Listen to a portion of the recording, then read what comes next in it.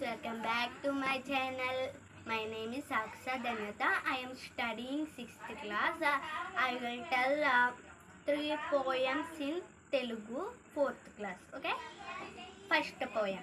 దానము కూడా బెట్టి దానంబు చేయక తాను తినక లెస్స దాచుగాక తేనె తీగ కూర్చి తెలువరికీయద విశ్వదాభిరామ వినురవేమ.